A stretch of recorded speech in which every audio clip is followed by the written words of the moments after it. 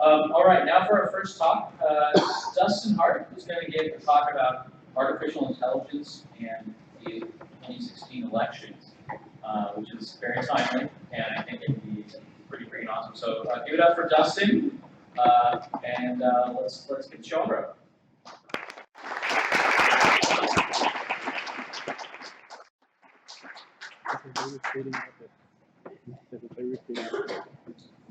The guy in the left is talking about politics.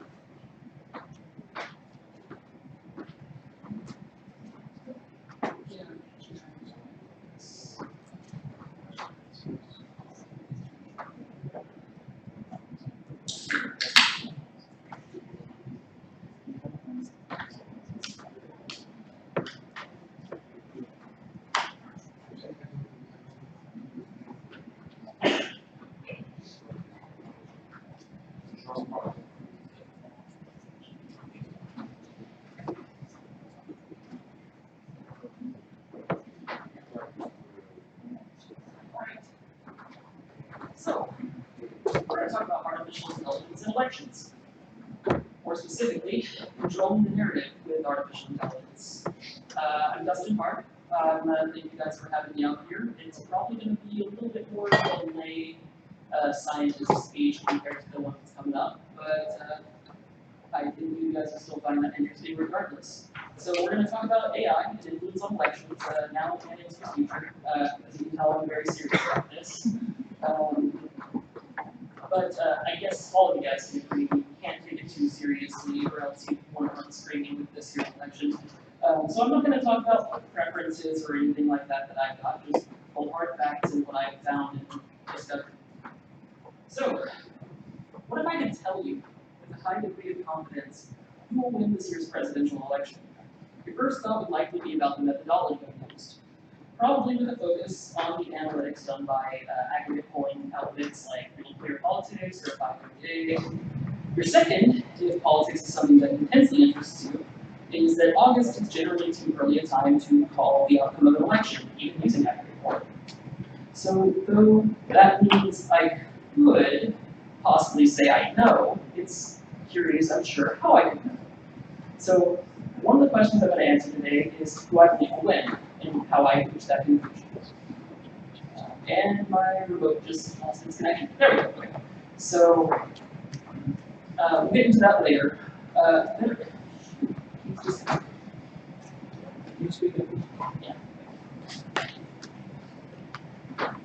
Okay. A better question, though, for today is what are the parameters that can affect the outcome? And how can we change them? I've been spending this election working towards determining that answer. This project has been the culmination of my interest in three things: political science, sociology, and AI, which is pretty much the trifecta that means I never get invited to parties. For the sake of making the best usage of time, I split this presentation into two parts. We'll talk about the history of political campaign advertising, leading up to now, and then we'll talk about what the future is going to be like, and how we can counteract some of the stuff that's going to be coming out in the next campaign season. So, let's talk about history. I'm not going to bother with like the ancient Greek democracy or any of that. We're going to jump a little bit further. 1450s was the invention of the caricaturas, which was created by Leonardo da Vinci, Agostino, and Vale Carracci. These are the caricatures. It expressed exaggerated features and those things, that highlighted potential oddities about a person in a humorous manner. It moves into the early beginnings of the 1500s. During the Protestant Reformation, Martin Luther utilized woodcuts that were caricatures in nature and juxtapose religious scenes with higher figures in the Catholic Church one against each other to point out hypocrisy.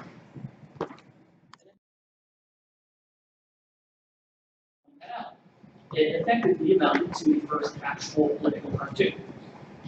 So we get into the first American political cartoon in the 1750s. It was The Join or Die by Benjamin Franklin. It talked about bringing everybody together and sent a strong political message. It was the permanent fixture of the American politic. From the very beginning, political cartoons were a very important thing in American politics. So I'm sure a question's on your mind right now, which is, what the heck does that have to do with today? Well, if I can stop losing the connection, I can make it tell you. Okay, they were exaggerated in nature, they're repetitive, and they have text or situational views superimposed on them. I'm not sure if there's anything else out there that has similar characteristics. So we'll get back to that. We'll talk about other techniques. Canvassing, which has also been around since the inception of America. People going door to door, talking to people. Protected by the First Amendment, and basically guaranteed to make a lot of people annoyed, but it's something that is done, and it's still done to this day. And we get into the first attack ad.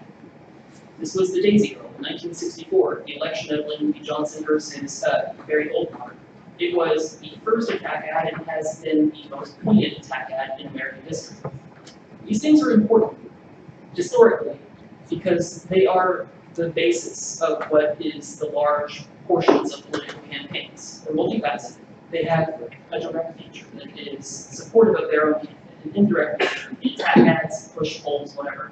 And then you have very deliberate subversive attacks like the Swift Boat Veterans for Truth with John Kerry. And it frequently uses the most popular form of media, which is how we get into today. The progression of advertising has gone from newspaper to radio to television and now to the internet, from canvassing to telephone and phone banking to digital phone banks. So now we get to the present day, where digital phone banking, social media analysis, target marketing, grassroots campaigning, and coordination are performed. All of these rely on big data in order to strategize and know where to direct these things. Digital phone banking, in particular, is a mixture of analysis of actual known voting records, like not obviously who somebody voted for, but who's in which political parties and what the statistics are about their age groups and their demographics and what they're likely to do and what interests them. Oh, and also traditional advertising, but that one's actually not that important this year. 2008 marked the very beginning of traditional advertising's decline, with Obama being what was called the first social media candidate. And even his campaign utilized big data to better form an impact. So there's many organizations that are using big data for campaign analysis. Groundwork on the Hillary Clinton campaign, Revolution Media for Bernie Sanders' campaign, Applied Memetics for Ted Cruz's campaign, Correct the Record, once again for Hillary Clinton. In particular, what they focus on is analyzing trends in various websites like Facebook, Reddit, etc., and they will direct traffic of their users towards those sites, and they put in their own comments to correct the record, so to speak. There's Draper Sterling, the Trump campaign, and Cambridge Analytica, and that one's actually kind of important despite the fact that they're not involved anymore. They were a service being used by the Ted Cruz campaign. In Iowa, they had broken it down to every detail they could possibly give to canvassers about whose door they were going to knock on. That data was fed into their phone so that they had a pretty good profile of who is at the door and what they're likely to be interested in when you're talking to them. And this is only going to continue to get more aggressive. There's been tools of mass coordination. Early culmination of this, in fact, one of the first that I've seen, is Megaphone by Give Israel Your United Support. It utilized basically a hand-fed analysis of various websites that had polls and message boards and coordinated prompts for users to go act on those. mass coordination tools are kind of similar to digital phone banking. Some tools are now using natural language processing to determine the context of the articles. And even some are using sentimental analysis to determine if there's a call to action. But largely, still to this day, it employs humans. This is an example of Megaphone. It says voice for opinion, vote for Israel and CNN survey, and provide a link. The user will click that link, they'd go to the website, and it would, at some points where they got rid of that feature, would automatically vote for you in that poll. So it was a nice way to distribute people's influence on public polling. And this is a very genericized example of one utilized by both campaigns now. They are taking advantage of gamification by giving you points for every action you can take on the app, whether it's phone banking by calling somebody, or voting on a poll online, or watching this video on YouTube, or sending this video to your friends. In fact, you might have actually gotten a lot of campaign rhetoric from friends who were using apps like these.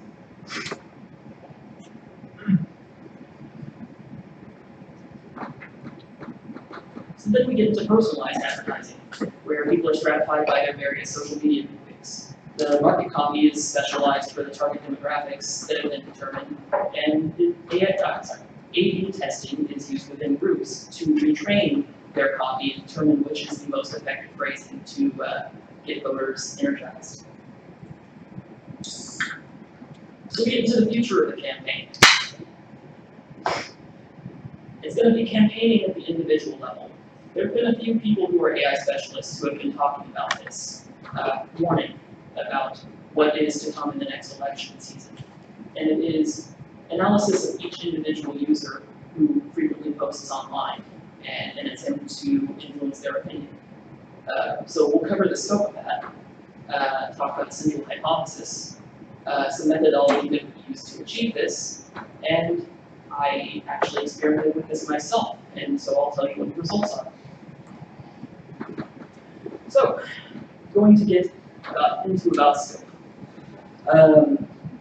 Largely for this experiment, the focus was on social media, with sites such as Facebook, Twitter, Reddit, and yes, 4chan, and mainstream media websites like ABC News and MSNBC, NPR, and Fox News, and several other prominent news sites, most of which use Discuss, which makes it easy to repeatedly plot out against these things. So let's get to the central hypothesis. An army of intelligent bots can sufficiently blend into communities and influence public opinion to change the outcome of the primary and general elections. So let's talk about methodology.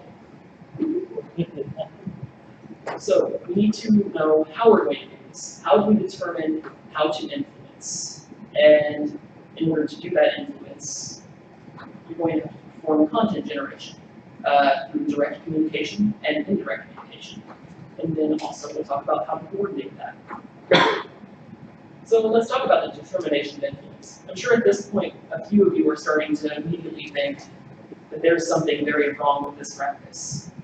And whether or not you do, it is very much a thing that is going to start happening. And unless campaign laws change, it's not going to stop anytime soon. So, utilizing the research work done by Kahn, Lotz, Castillo, and Nixon, we'll go to a journal article called Containment Control for a Social Network with State-Dependent Connectivity. This journal article had funding from DARPA.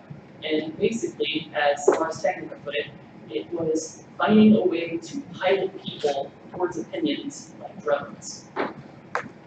Surprisingly, little media attention was actually given to this. And again, maybe not too surprising, because it used fractional order systems, and trying to explain that kind of thing to the general populace is met with glazed eyes at first, and also trying to suppress a giggle when they get to the phrase locally live shits. So that may be part of the reason. But essentially what you do is you take a graph model of social networks and determine who are the leaders, or you can mark yourself as a leader using an influence algorithm they came up with.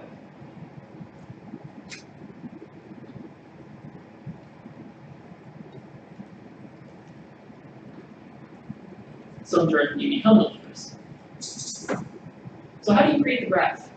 I could talk very specifically into each of these different domains, Facebook having their own, Twitter having their own, Reddit having their own, and so on. Primarily, I will talk about Reddit today with some wide opinion. So we have a graph of some users, and these users have various directional connections between each other. How are these determined? The user on the left is going to be symbolic of one of the current major content generators on Reddit. They post frequently, and usually with original content. This makes up about 1% of Reddit's user base. Their content is consumed by roughly 90% of Reddit's users. These users are often marked by having more link karma than comment karma. The users in the middle represent a lot of the commenters. They are actually the largest sphere of influence. They are the commenters, they energize, they mobilize the majority of Reddit's user base, both readers and contributors alike. Their conversations are representative of the overall mood and beliefs of their user base. They constitute roughly 10% of Reddit's actual user count. Their direction is shaped by the content provided by the major content generators, but their spin determines the influence. These individuals are generally so...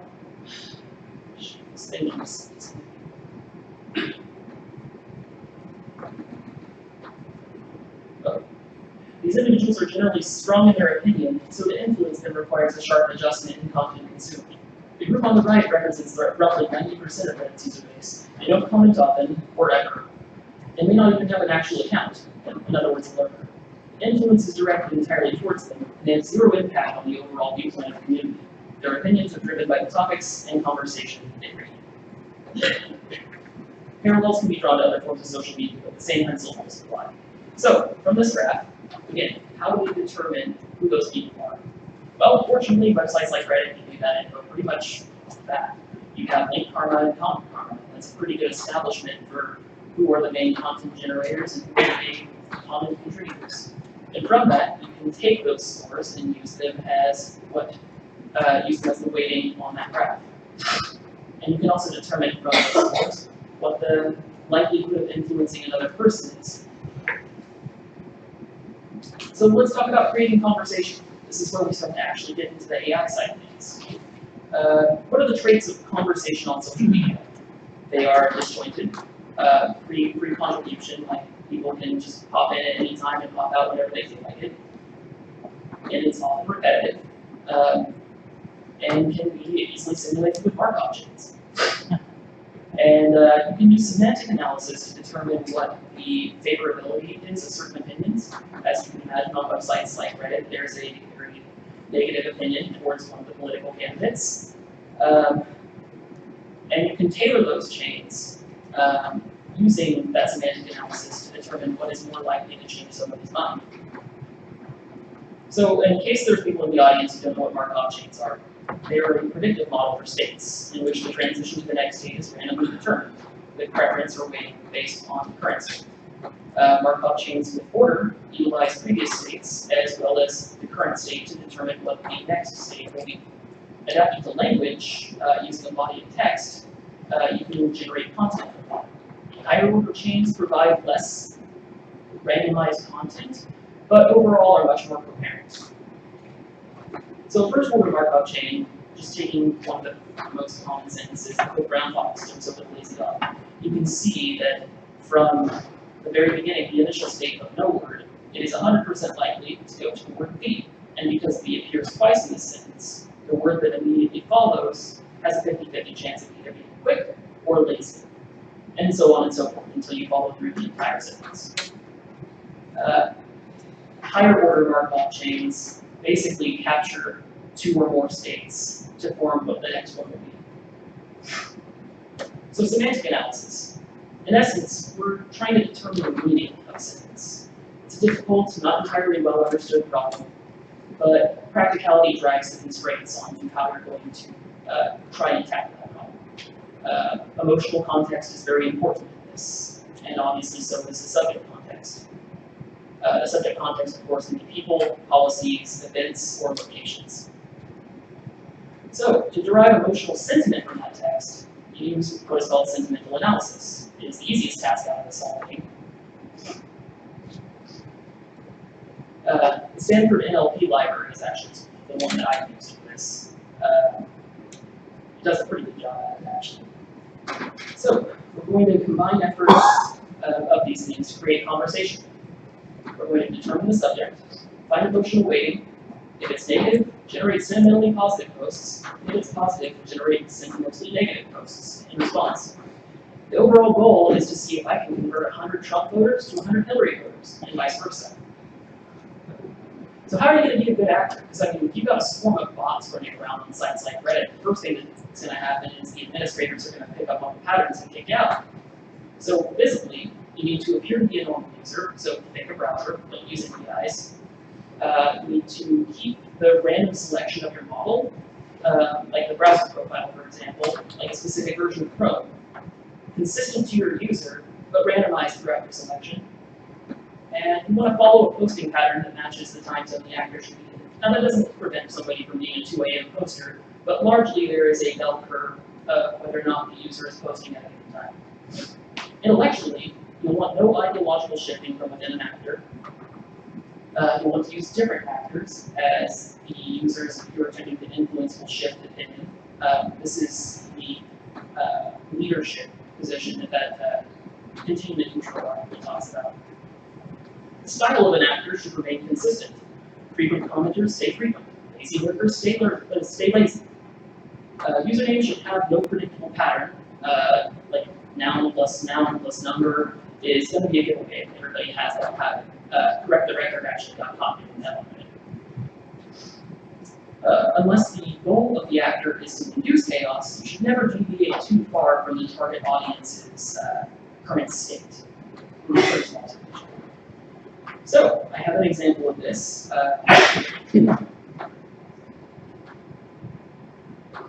So what we have here is we're going to simulate a social media thing. There's going to be 20 users that are die-hard Trump supporters. And there's going to be 3 bots that will be running around trying to change their mind. So it's going to be like a social network, but without any time limit. On the left will be the conversation flow, users will be in blue, bots will be in red, and on the right is the actual convergence diagram, where the simulated users will be represented as blue dots, moving from the right to the left. So let's begin. And just fair warning, there's going to be some pretty harsh language. I don't know if you are too familiar with some of the things that have been going on websites like Reddit, but the more politically charged a person is, the more likely they are to curse. Who's supposed to switch over to live? That's a good question.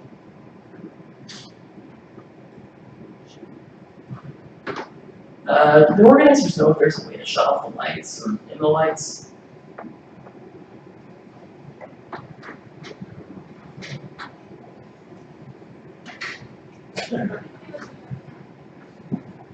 Well, in this very difficult to see graph, this swarm of blue dots over here is the user base, and it's measuring their opinion. It's measuring their lexical similarity to other people who are Trump supporters, and then it's also measuring their emotional sentiment. Obviously, very angry.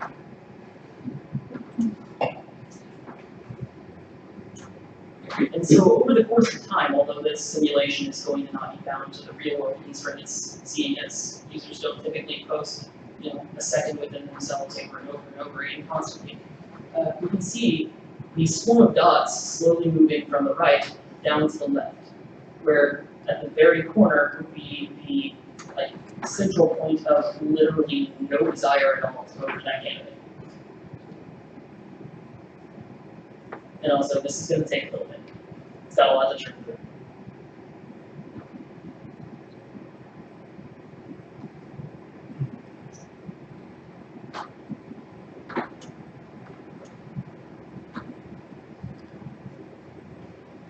At some point, I think you can already see that the directionality is changing, because we did start about over here, although I don't know if the cursor shows up very well.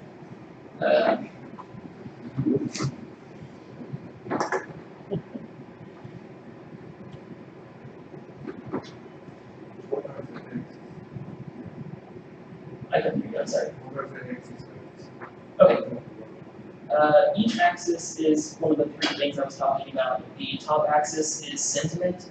The axis that's going kind of horizontally, roughly, is the opinion, like the closeness of see. We can already start to see the opinions turning. When they turn purple is when they're starting to reach closer to equilibrium. And once they're all completely purple, their minds are effectively changed.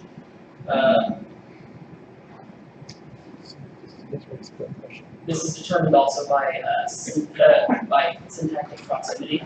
So the words that they say become much closer to what, in this case, the Hillary voter would be saying on websites like this.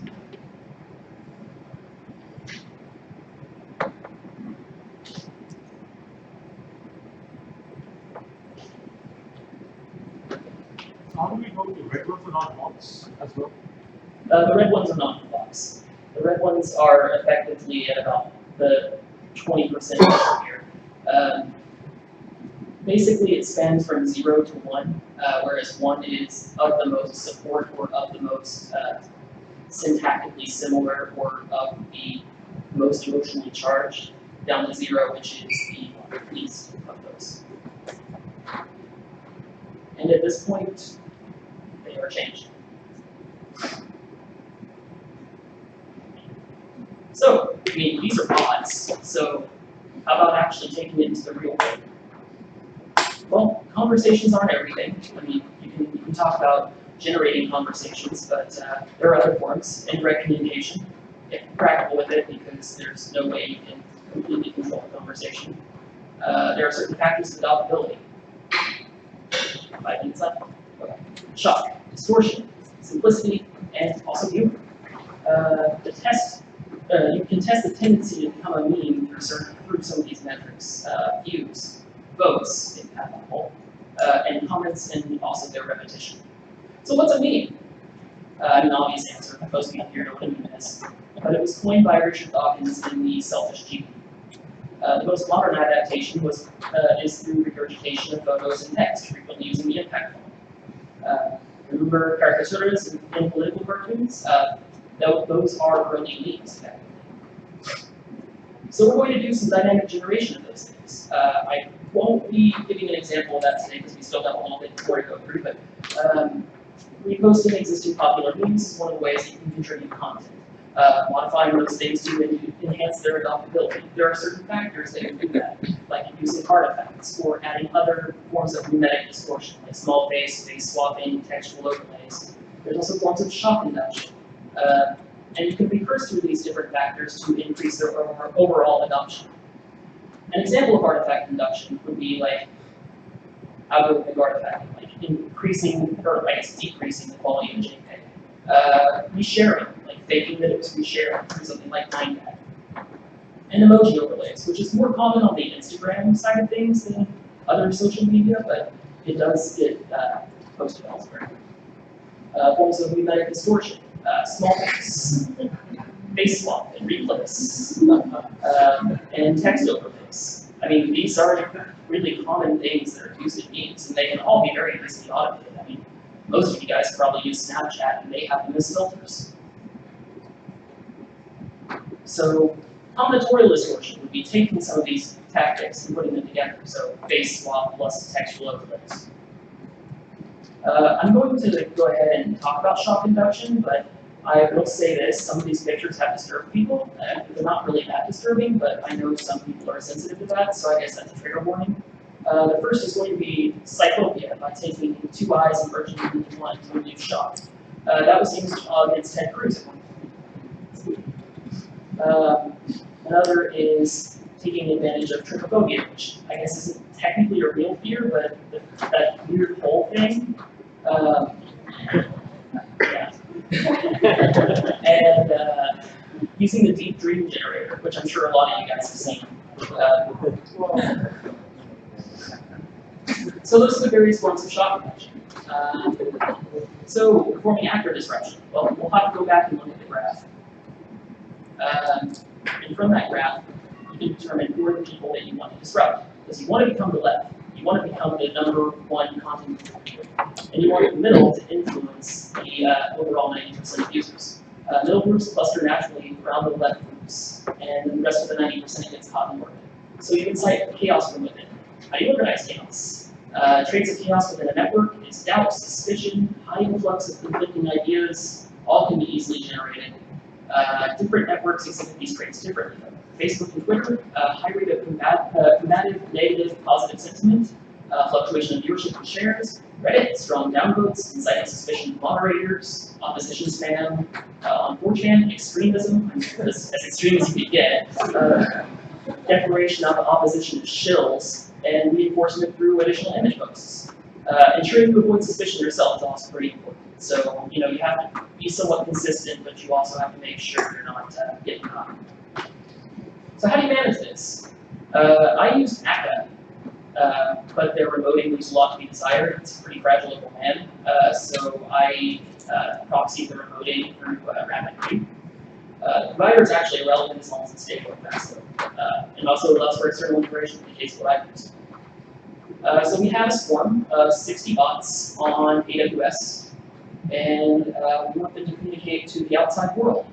But of course, if you're just connecting through Amazon IPs, that's going to be pretty obvious and easily filtered. So you can use things like Tor, or private internet access, or other forms of VPNs. And I mean, if you're really, really unethical, because you could also use alternative things like botnets. What's the cost? 60 micronodes on AWS is $280.80 a month. Personal computer to direct the swarm when it's existing. And the internet service is $70 a month. But seeing if the hypothesis is correct, priceless. So is the hypothesis correct? You betcha.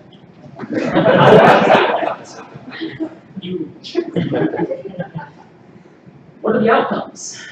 Users who were not diehard supporters would typically turn. As I said, targeted 100 Hillary supporters, turned them into Trump supporters. 100 Trump supporters, turned them into Hillary supporters. Reddit frequently took the shortest amount of time to actually sway opinion. The others were tougher cookies to crack. Mostly because I think Reddit has a higher trust in its own user base. That's not the widest. Mainstream news sites are heavily moderated, so bots kind of, like any that disagreed with the media's own narrative, got quickly kicked out. NPR News, and I don't know if I was the only factor in that, but they disabled comments due to their inability to moderate enough. At the height, there was about 2,100 users that were contributing over 50% of the content, and of that 2,100, I know I was about 10%. So some observations. Candidate supporters more frequently use their opposition's name in organizations than other nouns, frequently prefixed with pejoratives. Trump supporters were more negative sentimentally than Hillary supporters. Hillary supporters were more negative than Bernie supporters. And Bernie supporters were closer to the control population sentiment score. Twitter, also in evidence of their own moderation, frequently took down trending hashtags which they lean right. So, I mean, yes, this is obviously, there's some real impacts to this, but it's just Reddit, right? Why should we care if it's just sites like Reddit? 1 in 6 Americans use Reddit. It's an average of about 50 million Americans visiting per month. It's the 9th most popular website in the US, and more use Reddit for news than any other source. And I'm not just coming up with these facts myself. This came from Alexa. This CNN literally gets less viewership than Reddit. It's also slightly overrepresentative of the demographics that are most likely to vote. So one of the questions that's lingering in the background is, how do you prevent this? Users that follow and post around specific users are a dead giveaway, especially if they're opposed to the political views of the person that are being followed.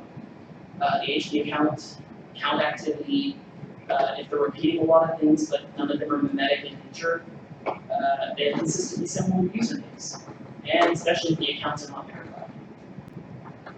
This is an example of what was being done. I don't know who was doing this, but these were posts coming out on Twitter that were pro-Hillary. And almost every single person follows the same pattern. First name, last name, number. But the text is all the same. So the other thing is predicting the election outcome. And this is where things get equally interesting. Utilizing sentimental trends, the overall size and growth of the supporter bases over time, reactions to negative events and how it impacts those previous two factors, and blending it in with the actual poll data, provides a pretty good predictive measure. And so the winner had certain characteristics. Consistently climbing sentimental score, albeit slowly, a rapid growth in support base, markedly, and negative events had little to no impact. And the polls are slowly acclimating in their favor. I think you can think who might be that person. So, this is contrary to what the current polls are predicting, at least some of them. So, here's something very interesting. As far as social media goes, it has played a more critical role this year than it ever has. And we can't just assume what we used to assume in determining who's going to win. This is the trend over roughly a month and a half's time. The blue line, I guess I used the wrong color, the blue line is actually Trump. And he's stuck at about a 73% chance to win. We'll see how that goes over time. I plan on actually putting this data on our website. I'll share that link on the meetup group, and you guys can take a look at it yourself. So, thanks for your time.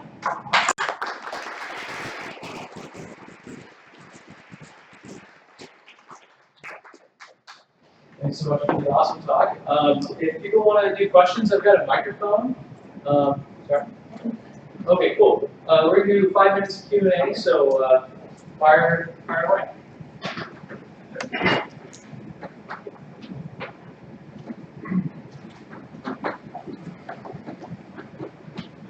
Thanks for the talk, it was very interesting. Can I find any resources in the internet about your work? Any sources on the internet of this work? Yes. No. About your particular contribution. About my contribution, I will show it on my website. I'll be publishing that data later this month. It's going to be a lot to churn through. Can you give a link to this? Yeah, it's, as I said, I'm going to put it on the meetup group, but Okay. it's antidecorum.com. You'll start to see more of that show up pretty soon. Thank you very much. Yeah.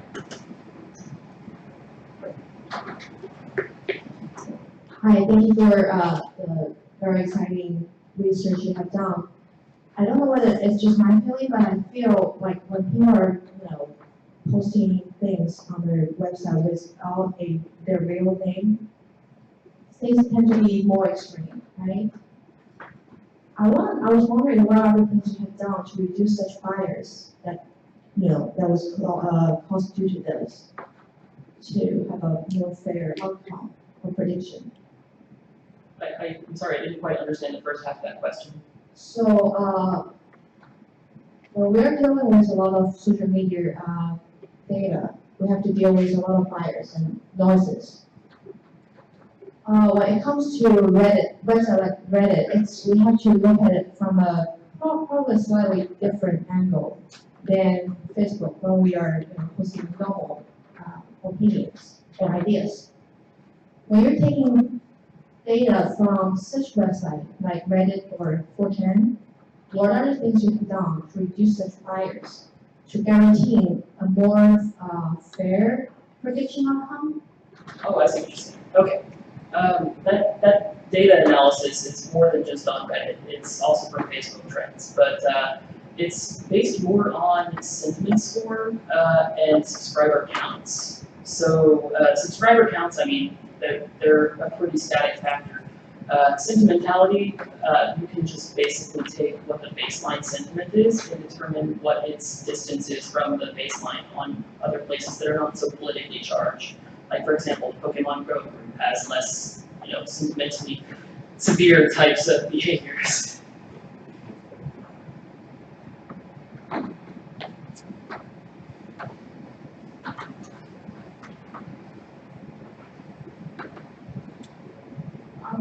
So all the users that you claim have changed their minds, did you follow and track them later to assess their sentiment in other like threads on Reddit to see if the effect was long lasting? If their opinion changed now, but maybe they switch back, or how long lasting that was. Or another one is a lot of people that might change their opinions at the time, if they are going against what they were claiming before, they might not participate anymore in the conversation. You might not get the signal that they actually have changed their mind, but elsewhere they might switch. So did you look at the lifetime of the users that were exposed to your comments and your bots to see a bigger picture, or was there only those comments?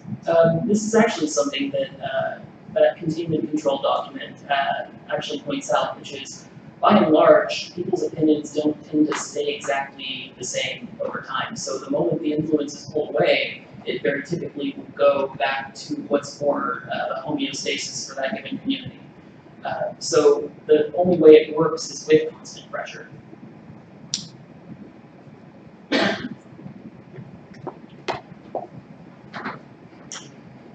Thank you, it's great talk.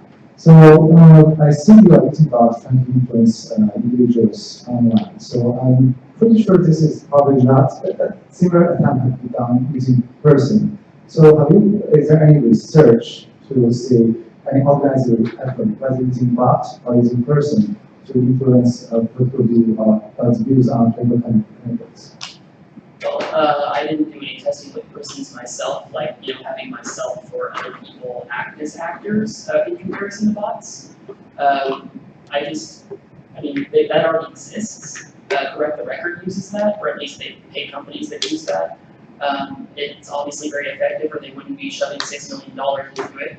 But as far as what I was doing, I was just more interested in seeing whether or not bots can do it. And that's probably where the future of things are going to go, because ultimately everything is automated.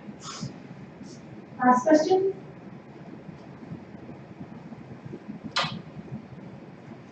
For solving this, you mentioned a set of things that you can do to identify leaks and bots.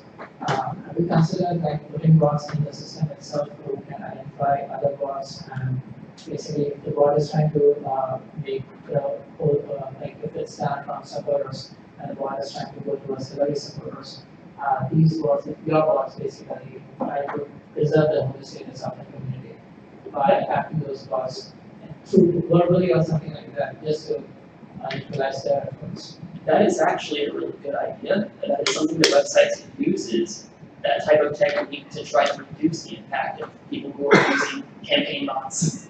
Okay. And the second question, do you plan on putting the slides on the thing? Those what? Are you putting out the slides on the Oh, yeah. Okay. Thank you. All right, you're good. We're going to give Dustin a hand.